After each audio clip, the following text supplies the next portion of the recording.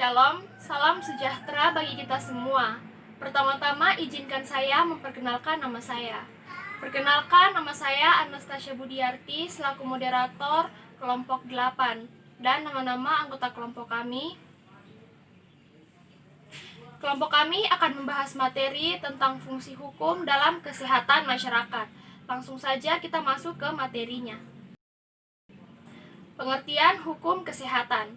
Secara umum, hukum kesehatan dapat diartikan sebagai semua ketentuan kaidah hukum yang berhubungan langsung dengan pemeliharaan atau pelayanan kesehatan dan penerapannya. Hukum kesehatan merupakan aturan tertulis mengenai hubungan antara pihak pemberi pelayanan kesehatan dengan masyarakat atau anggota masyarakat. Dalam hukum kesehatan, diatur antara hak dan kewajiban dari masing-masing penyelenggara pelayanan kesehatan dan penerima pelayanan kesehatan atau masyarakat. Fungsi hukum dalam kesehatan masyarakat.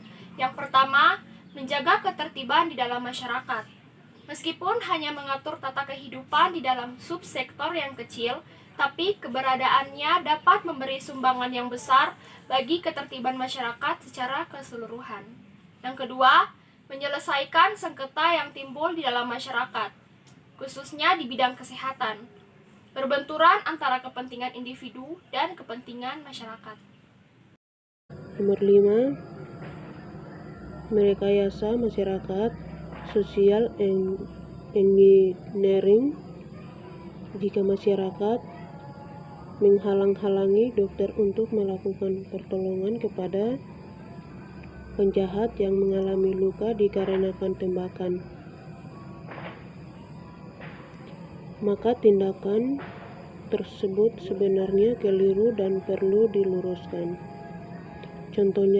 Contoh lain mengenai pandangan masyarakat yang menganggap dokter sebagai dewa yang tidak dapat berbuat salah. Pandangan ini juga salah, mengingat dokter adalah manusia biasa yang dapat melakukan kesalahan di dalam menjalankan profesinya, sehingga ia perlu dihukum jika memang perbuatannya memang pantas untuk dihukum. Keberadaan hukum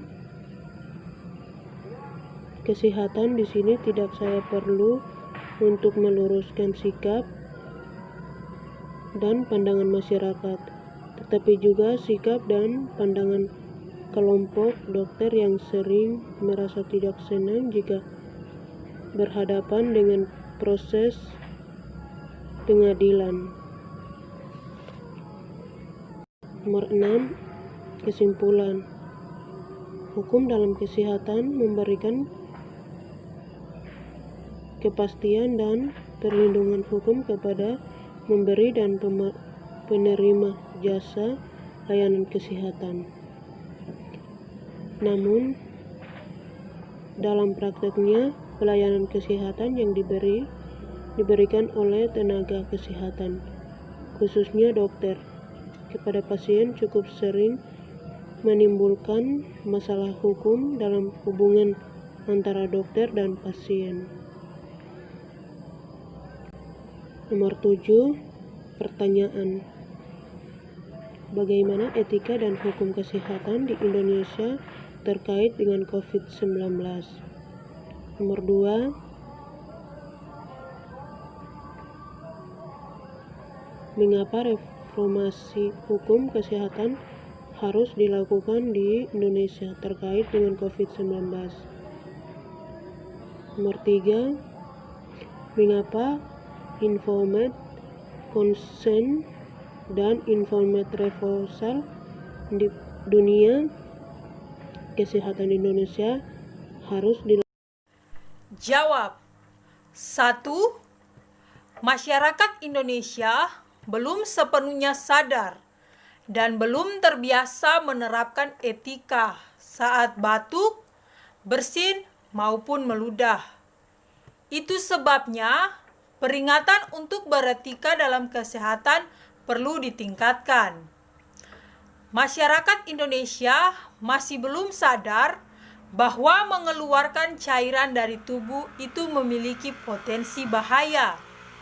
Selain itu, untuk hukum kesehatan, Peraturan Pemerintah Nomor 40 Tahun 1991 tentang penanggulangan wabah penyakit menular mengatakan bahwa pemerintah turut bertanggung jawab dalam penyediaan alat kesehatan dan ADAP dalam rangka melaksanakan pelayanan kesehatan untuk menanggulangi penyebaran COVID-19.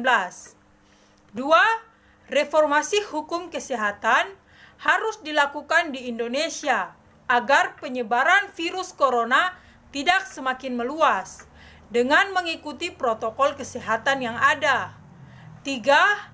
Karena untuk menangani COVID-19, pasien diharapkan memberikan persetujuan atau menolak atas tindakan yang akan dilakukan oleh tenaga kesehatan terhadap penyakit yang diderita. Itu sebabnya komunikasi pasien dan dokter sangat dibutuhkan. 4. Dari sisi pelayanan, rumah sakit akan lebih selektif dalam menerima pasien, di mana prioritas akan diberikan kepada kasus-kasus gawat darurat berdasarkan tingkat keparahan penyakit. Rapid test bahkan PCR bisa menjadi persyaratan sebelum pasien menerima perawatan. Dan konsekuensi perbaikan mutu rumah sakit, yaitu rumah sakit perlu menyiapkan prosedur yang lebih ketat, di mana sterilisasi harus lebih masif dilakukan di setiap sudut rumah sakit. Sekian presentasi dari kelompok kami. Mohon maaf apabila ada kesalahan kata dalam presentasi ini. Semoga materi ini dapat bermanfaat bagi yang menontonnya. Sekian dan terima kasih.